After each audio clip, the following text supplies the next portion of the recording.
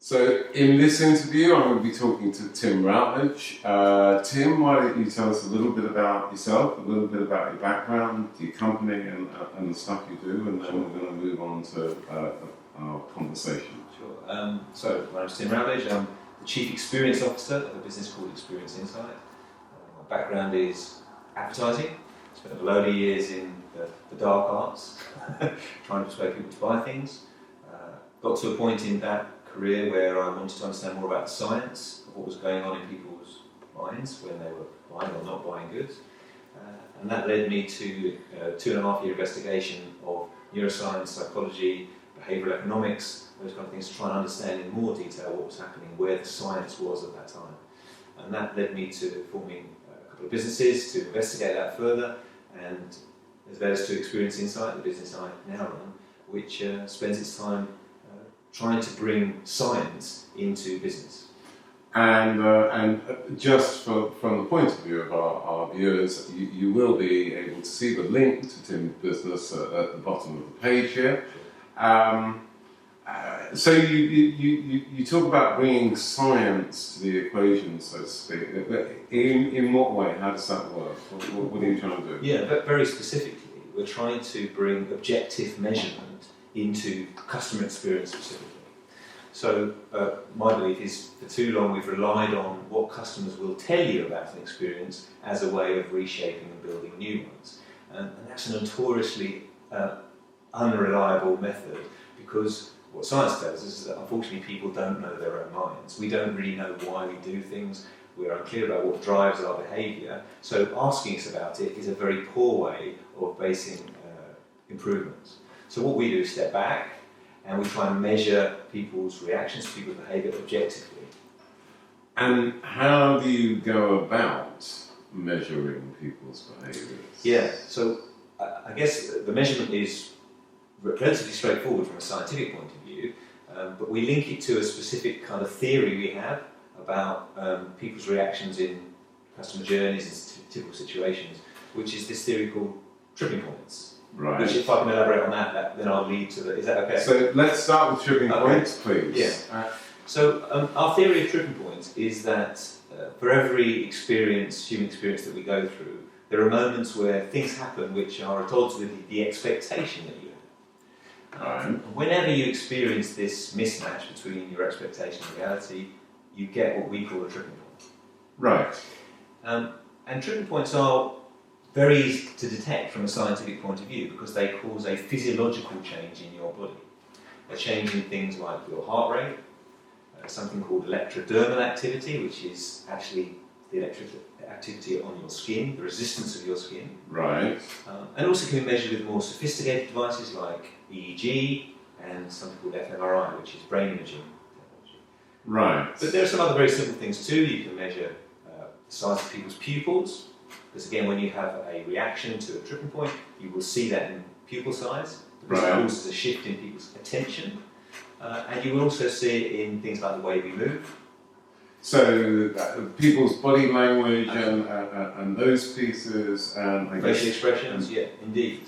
So the whole of those, but presumably it's you're not going to stick people in an MRI scanner while you're giving them an experience. So how do you what are the practical tools that you? Sure.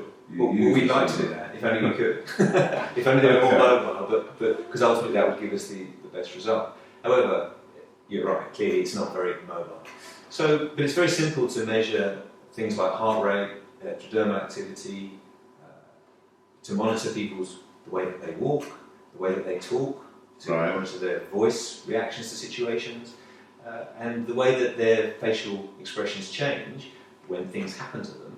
And those things can be done literally on the fly, in real time, with real people, as they're going through real experiences. And I guess that's the difference between what we're trying to do. We're trying to monitor people's behaviour in real time, when they actually do things, not in necessarily lab-type situations. So that's a radically different approach to most organisations. It's very comforting to do the voice of the customer, and there is some, there are some elements of voice of the customer that are hugely important. The things that I don't understand, the things that are easy for me to fix, I think those things do come out of voice to customer. But the idea that we take it to another level where we apply actual science, the science of observation, where we look at all those pieces from the heart rate through to the way in which people are interacting and all of the pieces that you've just described, takes the understanding of what you've described as the tripping points, and I want to go back to that now, Sure. Up to a completely different standard. This is no longer the subjective piece. This is actually presumably more robust. So explain a little more if you wouldn't mind. Yeah, I'll go back to the tripping point, if you like, the theory behind it. Yeah. And I think the simplest way of trying to understand what tripping points are about is to try, if you will, just for a second, just to imagine what the world would be like if you literally had no idea what was going to happen next. Yeah. Imagine how difficult your world would be if you had no idea what I was going to say, what I was going to do, what the temperature was going to be like in the room, the lighting. If you had no idea about those things, how difficult would the world be to navigate? I suggest to you it would be impossible. Well, I think that's my average day. But we'll work. No, But you can understand. You can imagine if that was the case, your brain, your body would be on overload, trying Absolutely. to react to every second to what actually happened. Yeah. Luckily, we have big brains, and over thousands and millions of years of evolution, our brains have developed to be able to be pretty good at predicting what's going to happen next. Indeed. And so, lots of science now sees our brains as very efficient, fairly efficient, predicting machines. Yeah. So, on the whole, we're pretty good at imagining and predicting what's going to happen next. So, what the temperature is going to be in the room, what Morris is going to say or do, so that I can be ready to respond to that situation. Whenever something happens which is at odds with that expectation we have this tripping point that I was talking about before. Right. Because we have a reaction to a situation whenever this mismatch occurs. And this reaction is in order to, it's a survival instinct to keep us safe. Because we couldn't afford to get things wrong. If your reality experience was at odds with an expectation that you had, it could be fatal. So we had to be ready to react in any one of those situations. So what occurs is the fight or flight response, which I'm sure you've kind of heard about. Indeed, and in one of our other interviews where we were talking to Ross Pickard, the way in which that works and the way in which the expectation pieces are balanced with flight and fight is actually something that there are some links to in what we're talking about. So that's the science behind that is hugely important, but I take the point, and I'm conscious of our business audience. So the bottom line is meeting people's expectations, which is something that a huge number of people talk about, is not just a business nice to have. It actually impacts how I feel physically, and therefore creates either an opportunity or a threat to my customer relationship, to the whole piece, is what you're saying. Very neatly summarised, if I may say so. Thank you. Probably better than I do. But that's absolutely right. What we're saying is that tripping points are uncomfortable, physically uncomfortable for customers. Some of them are tiny things, and some of them are very big things, but they are cumulative in the way that they affect me as I go through a customer journey. So from a business perspective, the likelihood that I'm going to go through with the transaction, it's more likely the less tripping points there are. Yeah. Because simply my experience will be smoother, more comfortable, and therefore I'm more likely to get to the end game, to pay for the product service, and to feel good about it afterwards.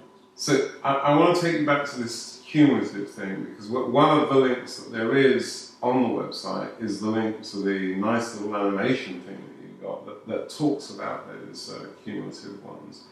But from a practical point of view, if I understand you correctly, one small tripping point isn't going to kill it.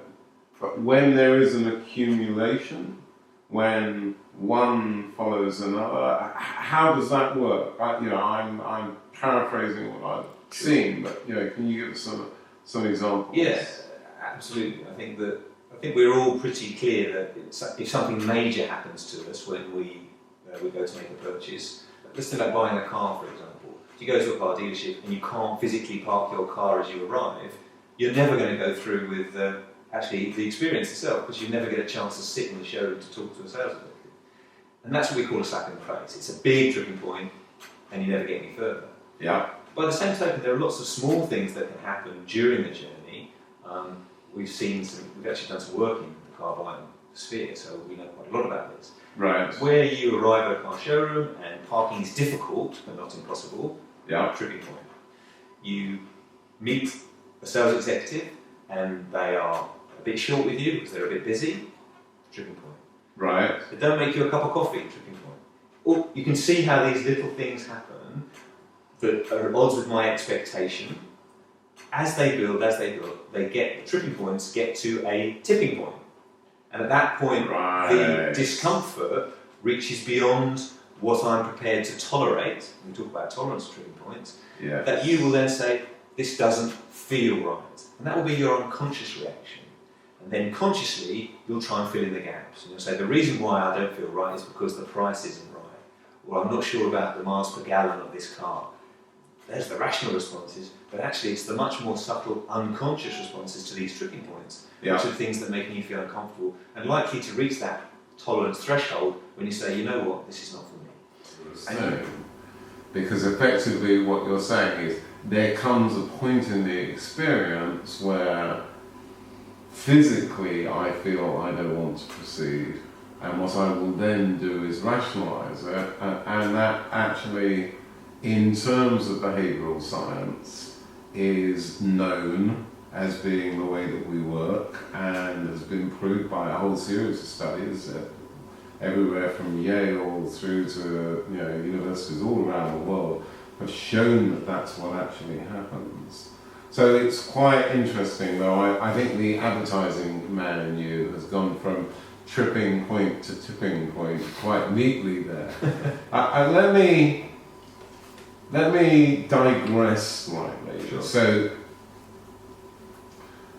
as a behavioural engineer, what I know is that when you are faced with a disgruntled customer, when you've arrived at a point where the customer's actually shouting at you, or has arrived to make a complaint, there's an awful lot of talk about our ability to turn that unhappy customer into a fan, for want of a better term, Sure. By the right intervention. Has your work and your research shown you that actually by approaching the tipping points the tripping points, I should say. My apologies. We will edit that bit out. So, at the tripping point, you can actually create interventions that will minimise those or turn them into opportunities, because there is a whole piece about expectation. Absolutely, and you're absolutely right. Identifying the tripping points is one thing, doing something about them is clearly the next stage. So when you have identified where the tripping points are, how important each of them is in relation to each other and on their own, you can then start thinking about, well, how can we get rid of them? Yeah. Something that will obviously be very straightforward. Let's try and remove the tripping points. However, there are some tripping points which are an inevitable part of a process. Paying for something is almost always a tripping point. It certainly is for me. And therefore, how do you, what we call, alleviate the symptoms, if you like, of that tripping point? And in some cases, how do you compensate the tripping points which have to exist? And a classic way of doing that for most businesses is on price. If you think of the difference between Lidl and Waitrose, the experience you have in those two stores is very different. Lidl perhaps provide less of an experience. Right. but you get a compensation for that in terms of what you pay. And so you can actually buy compensation for tripping points through those kind of things. I'm not sure I agree with that, because I think in that circumstance, the price piece is actually part of the built experience. So I think that whereas you're right, they are different experiences, but I think the mechanics of those experiences are merely, one is more about price as being part of it, and the other is more about the idea of I don't know, quality being part of it. Sure. I'm not saying that's the case, No, but I think I understand what you're saying. I think those experiences are built in the same way. But I think reducing it down to the level of tripping points, which is where we want to get to, this rather objective level, your expectation in Lidl is that there is a level of experience that you're going to get, and therefore there's a level you're going to pay for that. If you went into Lidl and you found something that was very expensive, that would be a tripping point, because it would be at odds with your expectations. Okay. So that's what I'm saying. So what I'm saying is, if you improve experiences, Yeah. if you reduce tripping points, you can charge more money. Okay, I accept that. I want to take this slightly off camera though for a second. So, one of the areas that I'm interested in is intervention. So, if I know I have a series of tripping points, and perhaps they're to do with technology, which is to say that my IT department is going to tell me it's going to cost me £1 million in 2 years to fix, and there's nothing I can do about it. The process will be ugly and awkward. But if I manage your expectation, and I say to you, I know this bit's going to be very difficult, then what I'm able to do is I'm able to engineer the experience by managing expectation. And one of the things I learned in my training was there are either the expectations that the customer has, the expectations that the customer invents, or the expectations that you give the customer, or that they get from somebody else if you don't manage them. So I wonder if in your work, having identified tripping points, if you've experimented with delivering the same experience with the same tripping points, but actually managing the expectation, the piece that sits underneath that science, and has that, if you've done that, has it made a difference? We have, and absolutely that's the case. What we focus on is improving the experience, making the experience as good as it can be. And that doesn't mean perfect, because it'll never be perfect, but making it as good as it can be. And using interventions, as you call them, to try and smooth that experience, whether that be technology, right. We would call that process, whether that be the environment that the experience takes place in, or whether that be the people that deliver the experience, as in your staff, your customer-facing staff, who can do a lot to alleviate the problems of tripping points. Literally and metaphorically, the idea of someone, a human being, putting their arm around your shoulders to help you through a difficult bit, which they know is coming up, a tripping point, can help to guide you through that and make you feel better about it. Now, the way the theory works is that what you need to do first is make the experience as good as it can be, and then set expectations to customers which will always be delivered by the experience itself. The problem I have is that most expectations that business set for themselves are too high. So customers go in expecting something, they don't get it, they are uncomfortable and disappointed, and therefore less likely to buy your product or service then, or indeed in the future. Well, I think that's a slightly bigger question, because what people advertise reflects what they're trying to sell about their brand. So the 4 different levels of value that they're selling, and inevitably they oversell the relationship, they oversell a large number of the things that they actually can't deliver on. So as part of their marketing activity, the key thing they seem to do is to set an unreasonable expectation, and therefore engineer failure into the business process I as completely a agree. norm. I completely agree with you. And that is part of the problem, part of the tragedy of marketing currently, in my opinion, is that this overpromise and underdeliver is widespread. And do you think, yeah, based on the fact that you do this kind of detailed work, that perhaps there is a lesson for marketing and the rest of business, because it's not marketing in isolation, For sure. to learn about setting reasonable expectation from the point where you start to interact with customers at the beginning of the journey. That maybe would mean that the expectation of tripping points, the warts and all kind of view might create better customer relationships for the long term. I think that's the evidence we have from almost 10 years of working in this field now, is absolutely that. It's about authenticity. It's about being honest and authentic about what you do. So accurate expectations will always help you to reduce tripping points.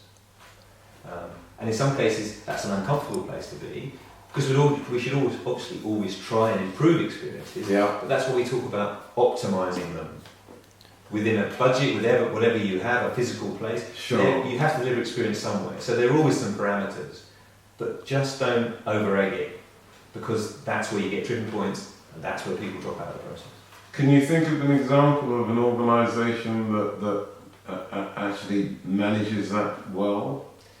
I think I often get asked to provide examples, and I'm always wary about it, because there are always, and lots of people always talk about, your kind of Apple experience as a Apple Store experience as a classic sort of example of a good experience.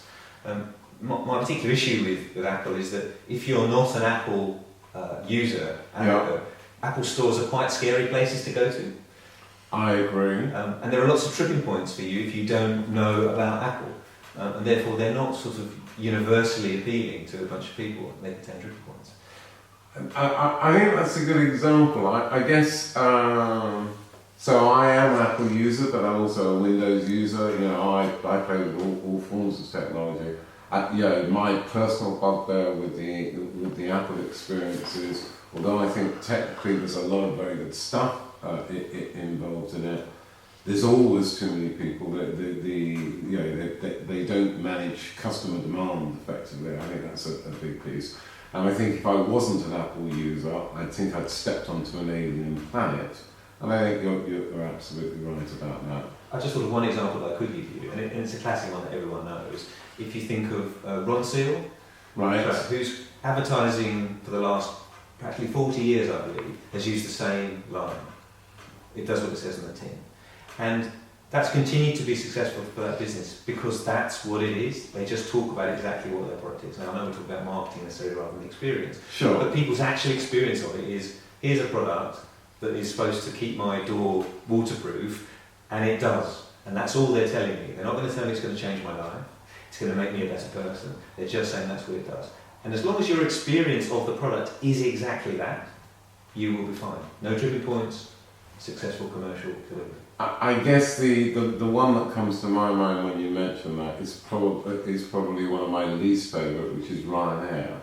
The expectation that it will be low cost, but it will get you there, rather than that I'm joining some club in the sky that's going to make me feel, like a better, more intelligent, more handsome person. Yeah. Is something that has clearly appealed year after year to a large audience, and has been very successful for them. Yeah, I think that's the example, as we talked about earlier, where you kind of get what you pay for and why price is right, because it's cheap. So what do you expect? Yeah. You don't get any of the frills with it, and the idea of a no frills airline worked very well because people associated that with, well, I'm not going to get very much, but at least I'm, as you say, going to get there, and it's going to be very much cheaper than paying for one of the established airlines. So look, I want to thank you for No talking today. Let me finish with a couple of pieces. So the first one is this. Based on the work you've done over the last few years, which I do find to be innovative and has I think the potential to become the way that people think about measuring customer experience in the future. What do you see the next couple of years being, in terms of both the science and the application of that science? For us specifically, or generally? I can talk about both. If you Both. Like. Yeah. I think that obviously, as devices for measuring biometrics, human physiology become easier to carry, more mobile. There's lots of wearables out there at the moment Sure. in the fitness market, and some of those, as they get more sophisticated, will be able to measure more things. So as those devices become more mainstream, we'll be able to utilise them for bigger and bigger studies, and that will enable us to be even more accurate and more drilled down into what the tripping points are and therefore how to fix them. And I think that that's where technology can kind of really help us in the behavioural science area, which is to provide more and more opportunities for accurate measurement of things from an objective perspective. So that's very interesting. I just want to join a few of those dots together because, of course, the other stuff is our ability to use big data, the arrival of NSC, the arrival of beacons and all of these other things, all of which combined with slimmer devices, more people wearing smartwatches and all of these other things. And I know that there's been research done that even if I have my phone in my pocket, there's a level of accuracy about my physical condition. So you see an increasing amount of data, therefore the ability to improve the insights from that Absolutely. as being something over the next few years. Yeah, absolutely. And I think the good thing about having big data, or one of the dangers of having big data, is you just got data for data's sake. Sure. I think what we're providing with the tripping point index, which is the place we start, is somewhere to hang the big data on. Yeah. So we're looking at events, things that happen with big data attached that enable us to focus down on those moments and say, this is where it starts to go wrong, this is a big tripping point, these are a bunch of small ones. If we are to get rid of those or make them better for customers, we're more likely to get customers to the final point, which is to buy from us. And it's kind of this win-win, because customers have a better experience, and therefore they're more likely to buy. And they become more valuable as customers. Indeed, and more likely to spend. That's where all the marketing spin of customer experience comes to life. Yeah. And for you as an organisation, what do you think is the big stuff over the next couple of years? It's always, it's always been my kind of dream to have an objective measure of customer experience, and that's where I expect us to get to over the next few years, to provide a benchmark, if you like, for where customer experience sits. Whatever that customer experience might be, the measurement will be of human beings and their physiological reaction to them. So I guess finally, bearing in mind our audience, business people, if you could provide them with one piece of advice that they might take back to apply today, what do you think that would be? I think it would be to try and find tripping points, try and find the tripping points in your customer experience and focus on them and try and fix them, because that will be the key to delivering greater commercial success. So I want to thank you so much for your time. No problem. I encourage you to have a look at the stuff that we've put up around Tim and his work. I think I'd go further to say the measurement of customers on a physical level and what's going on for them is a hugely important step forward in terms of what you can do to understand customer experience. And thank you so much, Tim, for your time today. Great to see you. Thanks very much indeed.